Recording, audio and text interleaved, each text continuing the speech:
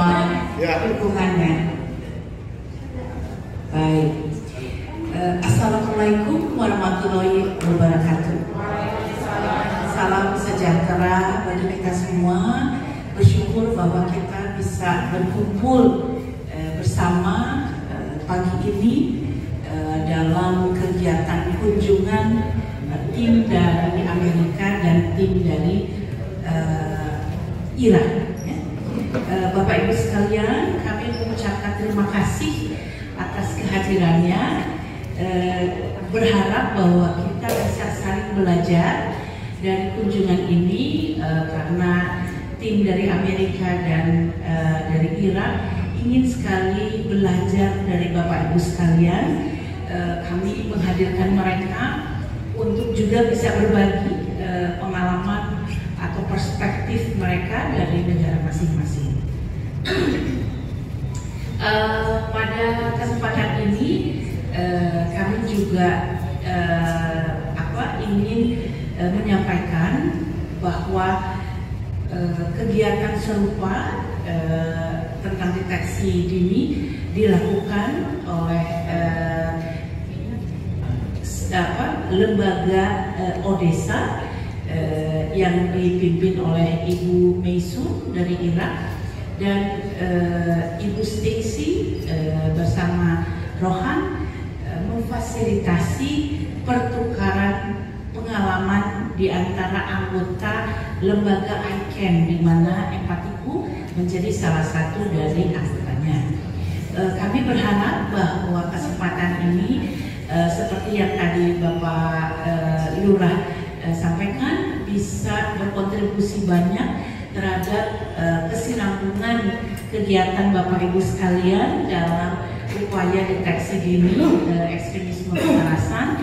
Namun saya mencatat harapan Pak Lurah tadi bahwa upaya ini ke depan bisa juga menjadi deteksi dini untuk isu-isu atau pengalaman-pengalaman atau tantangan-tantangan lain seperti KDRT, narkoba, stunting dan lain sebagainya, karena penting sekali deteksi dini dilakukan sebelum kita menghadapi masalah yang lebih berat, ya.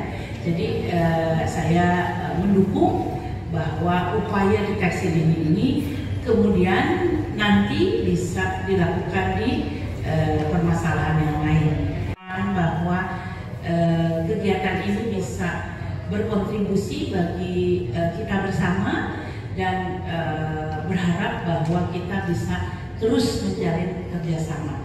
Demikian dari saya. Assalamualaikum warahmatullahi wabarakatuh. It's really wonderful to be with all of you. My name is Stacy Chamber and I work with the International Civil Society Action Network, or ICANN. Halo, selamat pagi semuanya. Saya Stacy dan saya kerja di International Civil Society Action Network atau lembaga masyarakat sipil internasional. You're my colleague, Lola.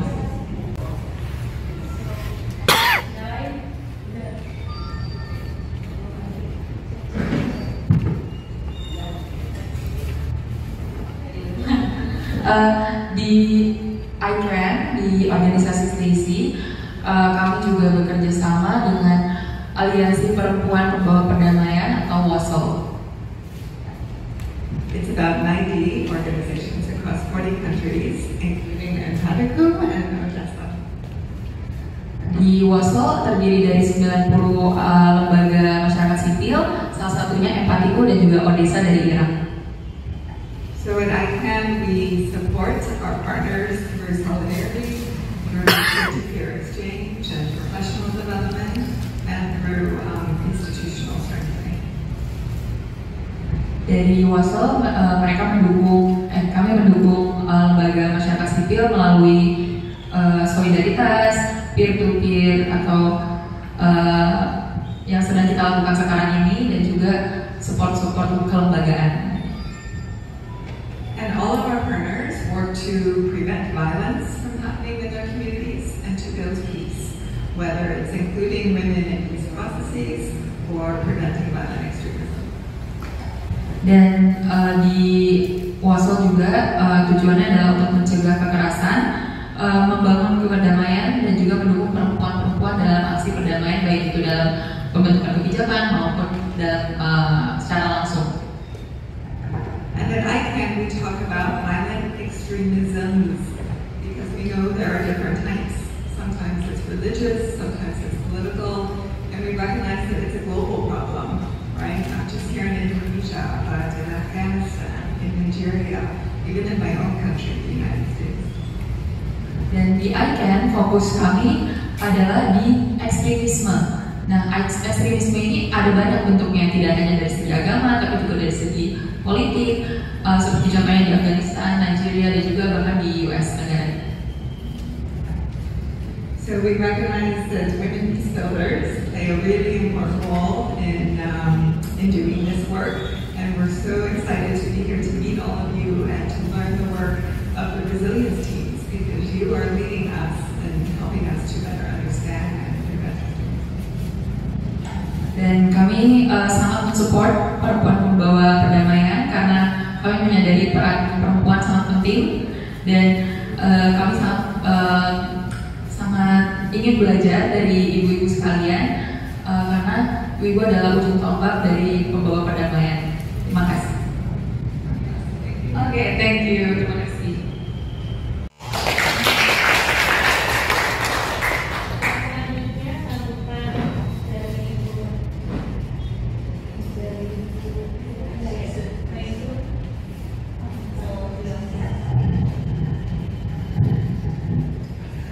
Assalamualaikum warahmatullahi wabarakatuh.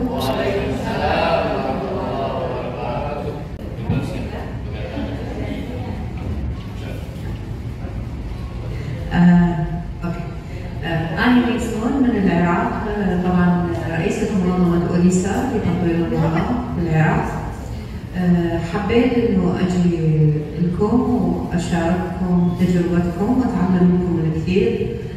طبعا العمل اللي قامت به مؤسسة إمباتيكو برعاية زميلتي ميرا عمل عظيم جدا، إنه كيف ساعدتم كنساء وكرجال ومجتمع بالقضاء على التطرف العنيف، وهذا طبعا شيء كلش كبير، يعني قد هدف كلنا نعمل من أجله. طبعا الظروف بالعراق حتى أنتم سمعتوا بالظروف اللي صارت بالعراق، خاصة إنه اسم العراق مرتبط باسم صدام حسين، فأغلبكم هذا الشيء تعرفوا. نفس الأوضاع صارت عندنا بالعراق، وصار عندنا تطرف عنيف، وأيضا تعرضنا إلى هجمات من عصابات داعش، فكان لابد أنه نعمل على القضاء على هذه الأفكار البعيدة جدا عن الإسلام وعن الدين الإسلامي، فكان لابد أن النساء والرجال والمجتمع كله يحاربون هذا التطرف. Yang pertama, saya mengucapkan salam, dan yang kedua, saya sangat bersyukur bisa berkumpul dan bertemu Bapak Ibu sekalian untuk saling bertukar pikiran, saling bertukar pengalaman. Karena yang saya dengar juga bahwasanya tim tangguh ini sangat luar biasa sekali, di lapangan sudah banyak pengalaman untuk menghadapi kegiatan atau perlakuan penyimpangan, radikalisme ataupun terorisme yang ada di masyarakat.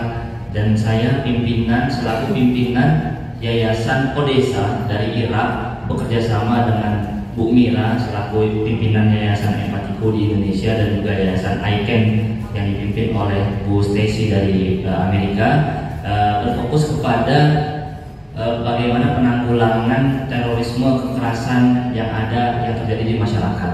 Beliau juga cerita dari bahwasanya di Irak sebetulnya juga saya mengalami beberapa kejadian-kejadian yang memang bisa dijadikan pengalaman dan pelajaran. Salah satunya adalah yang kita tahu bersama bahwasanya di sana ada ISIS, kegiatan atau suatu kelompok terorisme, radikalisme yang mengatasnamakan agama Islam, yang mana pada dasarnya sebetulnya Islam tidak mengajari atau mengajarkan kekerasan. Islam mengajarkan perdamaian, Islam mengajarkan untuk bagaimana kita hidup dengan nyaman, aman, dan damai. Dan saya sangat mengapresiasi dengan bertemunya kedua yayasan ini dan bertemunya saya dengan para hadirin sekalian. Saya ingin belajar, ingin menimba ilmu juga bagaimana pengalaman-pengalaman Bapak, Ibu bekerja di lapangan untuk menghadapi kekerasan-kekerasan yang ada pada masyarakat. طبعا أحيي رؤساء البلديات الموجودة في أدكم في أندونيسيا، وبالأخص الأستاذ الجاي مرتضى اللي كان هنا، ورئيس فريق تانغو اللي متعاونين جدا مع مؤسسة سدميرة. فهذا الشيء جيد التعاون والتكاتف الموجود بيناتكم، وهدفكم هو كله هو القضاء على التطرف العنيف. فأتمنى الخير والسلام يعم بلدكم وبلدنا، ونتمنى إن شاء الله بالمستقبل نشوفكم في العراق تزورونا وتطلعون على تجربتنا. والشكر الجزيل للجميع. Ya, saya juga mengucapkan terima kasih banyak yang telah hadir bersama kita sebelumnya, Bapak Lurah Kelurahan Pondok Kacang Timur yang telah hadir, Bapak Haji Murtado. Saya terima kasih banyak, dan juga Bapak Ketua Tim Tangguh, Bapak Suwardi yang telah hadir bersama kami. Mudah-mudahan kita berharap atas silaturahim ini, pertemuan kedua belah pihak ini, kita dapat saling bertukar pikiran dan dapat saling mengambil manfaat masing-masing di antara kita, bisa berkolaborasi, bisa bersinergi. Dan saya sangat senang sekali, mudah-mudahan Allah Subhanahu wa Ta'ala senantiasa memberikan keamanan bagi kedua negara, Irak dan Indonesia, sehingga kita bisa hidup dengan aman, nyaman, dan tentram dan sentosa. Sekian dari saya, terima kasih banyak. Assalamualaikum. Tim Tangguh Kelurahan Pondok Kacang Timur, kepada Pak Suwardi kami persilakan.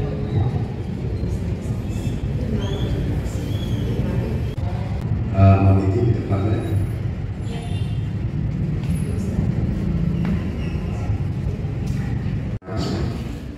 Assalamualaikum warahmatullahi wabarakatuh.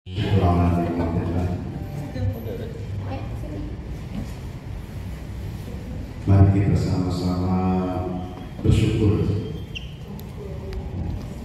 kepada Tuhan Yang Maha Esa, Allah Subhanahu wa Ta'ala, atas segala nikmat yang Allah berikan kepada kita.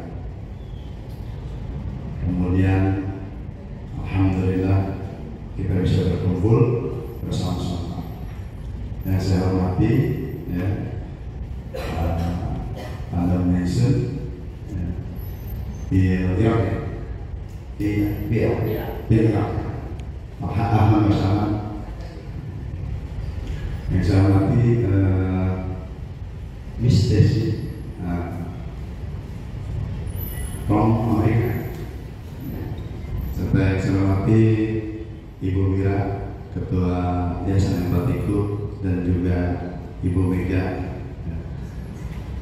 Salam hormat, selamat datang di tempat kami. Kami dari Tim Tangguh Pondok Kacang Timur akan memperkenalkan tim kami yang jumlahnya 8 orang. Baik, kami panggilkan saya sendiri sebagai ketuanya, yakni Suwardi. Boleh dipanggil Wardi, ya, Harun. Ya, baik. Nah, kami perkenalkan, kami harap kehadirannya untuk peserta yang lain, tim Tangguh, kami harap ke depan. Kami panggil Ibu Titis, ya, silakan. Kemudian Ibu Rosa,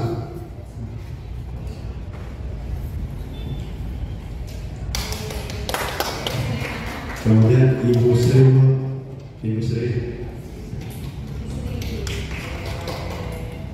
Ibu Yoyo,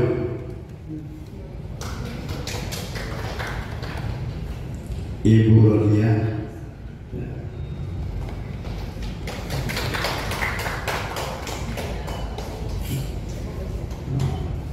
dan yang kedua adalah kita melibatkan orang kelurahan, staf kelurahan, cuma karena ada kegiatan yang tidak bisa ditinggalkan, jadi Bapak Rusli dan Bapak Pacar tidak bisa hadir. Iya.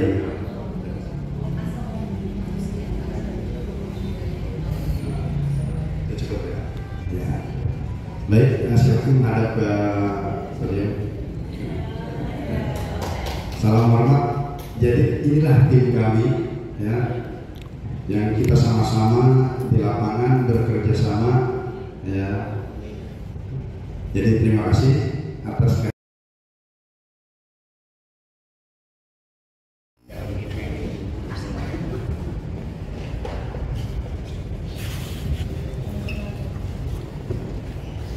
Terima kasih kepada Pak Ketua, Bapak Suwardi. Acara selanjutnya, Pakar Perjalanan Tim Tangguh Kelurahan Pondok Danau Timur. Kalau bahasa di pemerintah itu studi banding, gitu. Ya. Jadi mereka ingin belajar kepada kita bagaimana kita bisa menyampaikan atau mengedukasikan atau mempropagandakan bahayanya kekerasan, ekstremisme, radikalisme itu, Pak. Jadi jangan sampai ada pikiran-pikiran di pemerintah kan ada, ya, di pemerintah ada sepertinya kita saingan gitu kan. Nggak begitu, Pak. Nanti saya jelaskan kenapa didirikan tim tangguh. Ya, dari Polsek ya.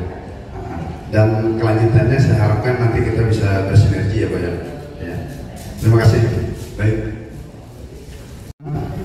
Yang pertama adalah kami di sini 8 orang adalah masuk kepada tim tangguh.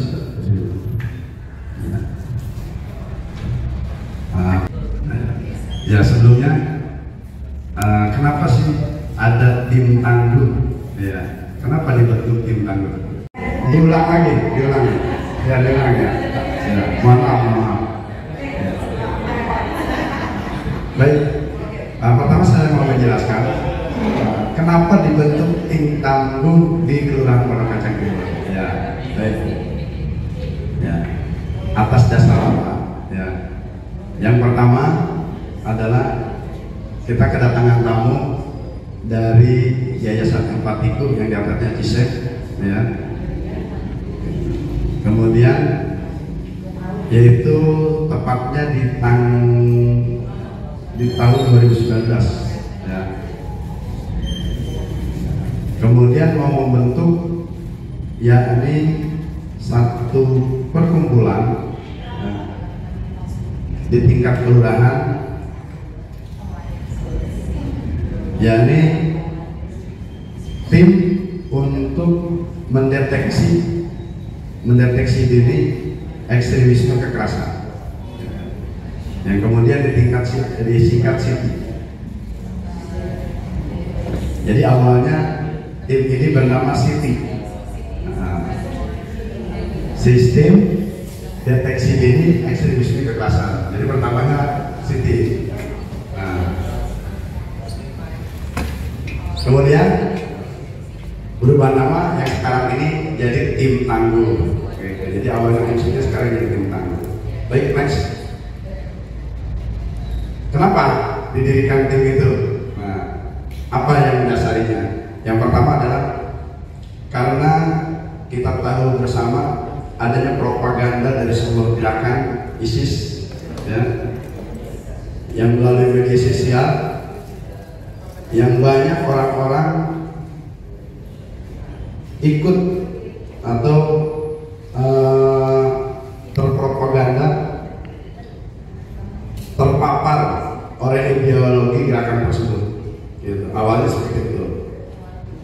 Maka ternyata apa yang mereka harapkan daripada propaganda, ya, atau bujukan-bujukan dari gerakan tersebut, itu banyak orang-orang Indonesia berangkat ke sana, ke ISIS, ke Syria. Ternyata begitu sampai di sana, harapan itu tidak sesuai dengan kenyataan. Gitu. Maka dari beberapa orang yang datang ke sana, ternyata akhirnya pulang kembali ke Indonesia. Tapi di negara ini sudah tercatat orang-orang tersebut, ya, masuk kepada ikut anggota gerakan tersebut. Maka begitu pulang itu dia tidak bisa sembarangan, dia harus direhabilitasi oleh pemerintah. Orang-orang yang sudah direhabilitasi oleh pemerintah, ya, kalau yang sudah dinyatakan lulus atau sudah dinyatakan orang tersebut sudah kembali ikrohnya, pemikirannya, itu dipulangkan ke asalnya. Yang dipulangkan ke asalnya itu dinamakan ex napiter, napi teroris. Nah, orang-orang yang seperti inilah yang dipulangkan ke asalnya, itulah yang mesti didampingi. Maka kami hadir sebetulnya awalnya adalah untuk mendampingi orang-orang yang sudah direhabilitasi, sudah kembali ke NKRI. Itu. Kenapa harus didampingi? Karena banyak masyarakat yang ada di kampung kita tidak bisa menerima begitu saja kehadiran mereka. Gitu. Di samping itu juga orang-orang yang berangkat ke sana pulang ke sini sudah habis-habisan. Datang ke Indonesia udah nggak punya apa-apa kan? Di samping dia dikucilkan ya, di kampungnya, kemudian harta bendanya udah nggak punya, gitu. Kemudian juga dari sana juga bukan hanya sekedar itu saja, penyakit juga, ya karena selama di sana mungkin tidak mandi dan lain sebagainya. Nah itu perlu pendampingan. Maka kami hadir di situ, tim tanggul dibentuk. Ya itu sejarahnya. Baik, ya. Next, lanjut. Nah ini adalah yang diagram yang ada di PowerPoint itu adalah struktur daripada anggota yang sudah dibentuk tim tanggul tersebut. Ya, ketuanya saya, sekretariatnya ada Ibu Rosa, dan yang lainnya adalah anggota yang tadi sudah diperkenalkan. Ya, next. Nah, kita meningkat kepada tujuan. Ya. Tujuan, ya, tim tanggul. Jadi kita cerita dulu. Setelah itu dibentuk, maksudnya adalah mendampingi orang-orang ex-napiter.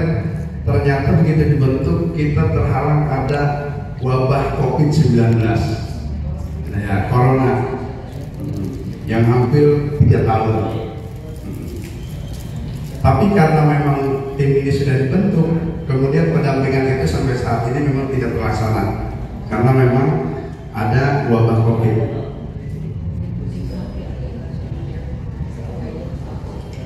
Nah, karena sudah dibentuk, kita masih tetap bergerak. Bagaimana bergeraknya? Jadi tujuannya berubah. Yang tadinya kita mau pendampingan, sekarang tujuannya berubah, yaitu kita ayo sama-sama kita bersosialisasi, memberikan edukasi kepada masyarakat tentang bahayanya kekerasan, ekstremisme, radikalisme. Gitu. Jadi berubah. Apa tujuannya? Memberikan edukasi kepada masyarakat, ya, memperkuat daya tanggung dan daya tangkal masyarakat terhadap aksi kekerasan, radikalisme, ekstremisme. Nah, kekerasan ini banyak macamnya. Ada yang kekerasannya yang sifatnya kriminal, ada yang kekerasan itu yang sifatnya yang ada di rumah tangga, kekerasan ibu dan anak. Ada yang kekerasan itu yang sifatnya di lingkungan anak-anak muda, tawuran dan lain sebagainya. Nah, ada juga kekerasan ini yang kaitannya dengan radikalisme anti pemerintah. Ini yang bahaya, yaitu anti pemerintah. Ya. Nah, next ini aja. Nah, kita ada di situ untuk mensosialisasikan itu. Baik, kita berikan ke program kegiatan yang kami lakukan. Kegiatan apa saja yang sudah kami lakukan, ya, yang didampingi oleh Empatiku, didampingi oleh Buminga, ya. Yang pertama kita mulai dengan pendidikan masyarakat, edukasi, social education, ya. Dari mana jalannya, aksesnya, ya. Bahwa di tempat kami, khususnya wilayah Kota Kacang Timur, banyak sekali tersebar perkumpulan-perkumpulan pengajian-pengajian, baik ibu-ibu maupun bapak-bapak. Maka dari situlah kami berangkat, karena sejalan. Tujuan daripada Islam itu adalah damai, gitu. Tujuan kita beragama itu damai. Maka kami hadir di situ untuk mensosialisasikan kepada masyarakat di majelis taklim, di perkumpulan paguyuban RT RW, ya, yang ada di Kelurahan Pondok Kacang Timur. Ya, lanjut. Dan untuk memperkuat kohesi sosial, ya, kami juga membuat program yang membantu perekonomian masyarakat. Agar apa? Yang membantu perekonomian masyarakat agar supaya kita lebih dekat, kita lebih tahu apa sih keluhan-keluhan yang ada di masyarakat, apa sih kendala-kendala, masalah-masalah yang ada di masyarakat yang kita temui. Yaitu dengan kita membentuk pelatihan, ya, usaha menengah kecil mandiri, yaitu kita berusaha membuat pelatihan, membuat keripik pisang. Itu komoditi yang kita jadikan acuan, gitu. Ya, lanjut. Nah, itu ada foto-fotonya sih, ya. Ya, silakan. Nah, ini hasilnya yang bisa dikira UMKM. Ya, lanjut. Lanjut kepada manajemen kasus. Ya. Dari kegiatan-kegiatan yang tadi kami lakukan, ya, dari kegiatan yang kami lakukan tadi, sosialisasi di majelis taklim, di paguyuban RT, di UMKM, ya, ternyata banyak timbul keluhan-keluhan di masyarakat, banyak kasus-kasus yang ditemukan di masyarakat. Gitu. Pendekatannya seperti itu. Nah, ini sesuai dengan target. Ya, ada seorang tokoh agama yang sering berbicara yang isinya ujaran kebencian kepada pemerintah. Nah, sehingga membuat masyarakat resah, itu diantaranya. Nah, ini adalah bagian bagaimana kita bisa mendatangi tokoh-tokoh agama tersebut agar kita tinggal di negara yang aman. Ya, itu seharusnya kita jangan, ya, memberikan statement ujaran-ujaran kebencian kepada pemerintah. Kemudian ada lagi kasus kekerasan yang ada di rumah tangga, kekerasan terhadap anak. Itu pun kami banyak temukan. Nah, disitulah kami hadir, ya, mensosialisasikan itu bagaimana bahaya kekerasan. Ya, lanjut.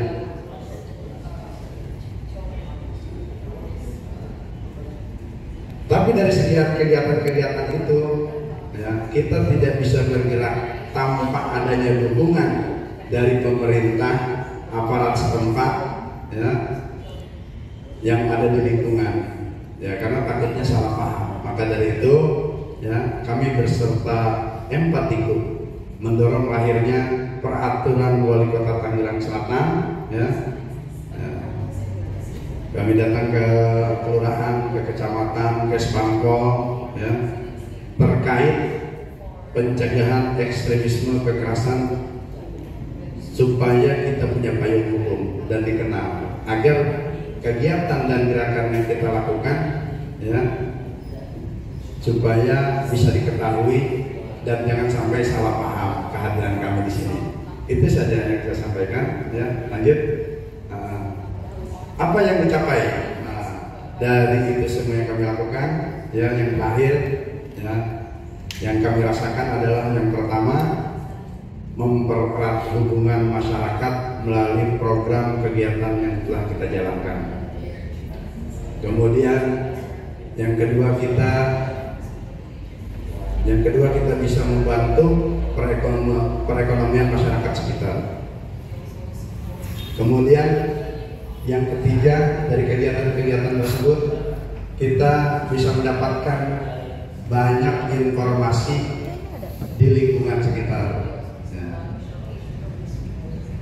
Kemudian hasil dari kegiatan kami itu yang keempat, sebagaimana lembaga yang kita bentuk, ya, kita mensosialisasikan bahayanya kekerasan, kita mudah menemukan kasus-kasus yang terjadi di lingkungan sekitar.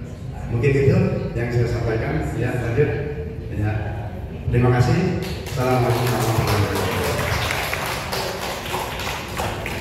Ada teman-teman ada yang mau nanya?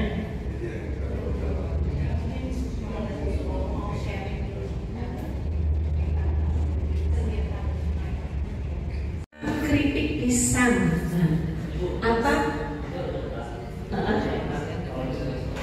Wah, katanya bisa diekspor ke Irak, mudah-mudahan ya. Nanti gimana caranya? Gimana caranya biar bisa diekspor? Nah, tapi yang jadi pertanyaan, apa hubungannya keripik pisang dengan terorisme? Nah, kok keripik pisang gitu ya? Kenapa nih teman-teman memilih keripik pisang? Dan waktu itu saya ingat banget ya diskusinya Bu Titis, Bu Sri, Bu Ayati yang sekarang udah gak tinggal di sini, Pak Ustadz ya. Jadi ada cerita di balik keripik pisang gitu. Nah, boleh dong siapa yang mau memilih cerita? Kenapa keripik pisang? Terus bagaimana nih keripik pisang kok bisa jadi pencegahan? Bisa menjadi, tadi kan Pak Ustadz bilang memudahkan mengetahui kasus-kasus dini, gitu ya?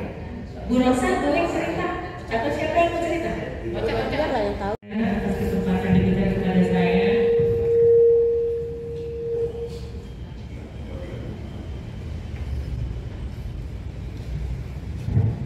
Saya coba mengingat-ingat lagi, mudah-mudahan karena terbentuknya tim SID itu dari 2019 terus kena COVID. Nah dari COVID itu setelah COVID kita pengen terjun ke masyarakat untuk melihat keadaan kohesi sosial.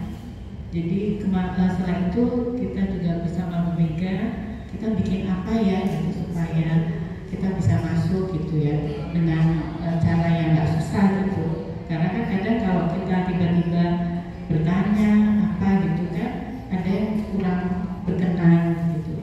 Jadi akhirnya kami sepakat di Pondok Kacang Timur membuat keripik pisang. Nah kebetulan di Kelurahan Pondok Kacang itu ada 13 RW dan 13 RW itu ada di perkampungan dan ada di komplek. Jadi untuk kita bergabung antara komplek dan perkampungan, kami akhirnya membuat grup keripik pisang itu dengan kerjasama 13 RW itu. Jadi terbentuk 3 komunitas. Jadi antara RW yang di kampung dan di komplek itu kita bergabung. Terus ya, kemudian alhamdulillah diberi modal dari Empatiku untuk mengerjakan keripik pisang. Kebetulan kalau di kompleks saya itu kan di rumah saya di kompleks, terus di atasnya itu perkampungan. Jadi kami mengajak teman-teman yang di kampung itu untuk bergabung. Terus alhamdulillah berjalan. Lalu juga ada income, dari situ ada keuntungan dari penjualan keripik pisang. Nah dari situ pas kita berkegiatan ngomong pisang, menggoreng pisang, kita ngobrol gitu. Ada cerita apa sih gitu kok di perkampungan, di komplek itu akhirnya itu tercetus untuk yuk kita kalau ada yang apa kira-kira ada temuan tentang radikalisme gimana nih caranya untuk kita masuk gitu. Jadi untuk menangkalnya kita ngobrol sama-sama gitu. Ya alhamdulillah beberapa kasus yang kami temui itu kita selesaikan dengan cara yang baik gitu. Karena kasus ketemu juga kasus di RW 2 ada penceramah di masjid waktu itu lagi kampanye, jadi menjarah kebencian gitu. Nah kita turun gitu karena ada pas keripik pisang di kompleks itu cerita sama kita di masjid di musola itu ada tuh ustazah yang selalu menjaga kebencian di sela-sela tausiahnya. Nah kita sama-sama dengan tim mendatangi, kita ajak bicara baik-baik gitu. Akhirnya sementara kita larang untuk berceramah dulu, ceramah kampanye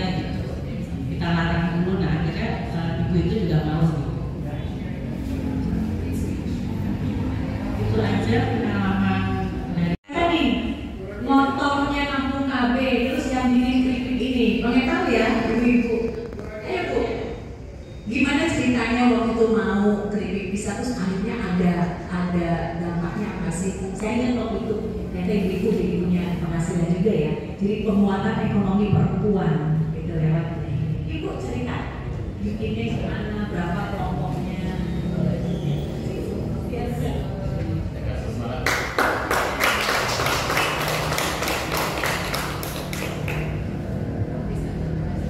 Assalamualaikum warahmatullahi wabarakatuh. Saya Bu Amia dari Kampung KB. Begini, alhamdulillah dari kegiatan selama ini saya bicarakan dari 7 orang kelompok terdidik ya Pak. Jadi dengan adanya kegiatan di situ, nah Ibu Mega ini membantu kita dalam pertamanya ya memodalkan untuk membuat keripik pisang. Alhamdulillah berjalan dari 2020 ya sampai sekarang berjalan dengan hasil tujuan kita dalam 7 anggota itu. Pertama ya untuk membantu keluarga gitu ya Bu ya, untuk membantu keluarga. Alhamdulillah bisa berjalan, bisa membantu dan juga nggak keripik pisang aja Bu, itu di kelompok kita punya pembuatan kue Betawi pada bisa dalam 7 orang itu ya Bu. Jadi kita bikin nggak sendiri. Kalau misalnya ada di warga kita yang bikin sendiri, memang kita punya kegiatan itu dari kita gitu, nggak apa-apa gitu. Jadi ada yang bisa bikin. Itu aja Ibu ya, cuma suka dukanya ya itu. Alhamdulillah, terima kasih. Wassalamualaikum warahmatullahi wabarakatuh. Yang luar biasa. Oke, ini ada pertanyaan mungkin Bapak Ibu. Sebenarnya di Kota Tangerang Selatan ini ada 4 tim tangguh. Jadi selain Pondok Kaca Timur ada Pak Sugeng di sana, itu dari Kelurahan Jombang, ada Benda Baru dan ada Kelurahan Muncul. Sayangnya saat ini teman-teman tim tangguh sedang ada aktivitas, jadi tidak bisa hadir dan hanya Pak Sugeng. Nah, 4 kelurahan ini dinamikanya berbeda dan pintu masuknya juga beda. Kalau di Pondok Kacang Timur keripik pisang, kalau di Benda Baru lewat teater. Bagaimana tim empatiku mencoba mengakomodir, memfasilitasi kegiatan teater. Tetapi teater itu tujuannya tentu saja untuk menyebarkan tentang perdamaian. Kalau di Jombang lewat kelompok wanita tani, jadi hidroponik. Sementara kalau di Kelurahan Muncul lewat isu kesehatan stunting, yang bagaimana kita mencoba memberikan makanan tambahan untuk anak-anak yang stunting. Jadi beda-beda ya Bapak Ibu ya, gitu, pintu masuk. Nah ini sebenarnya hanya sebagai pintu masuk. Itu saja tambahannya. Stacy tadi mau bertanya.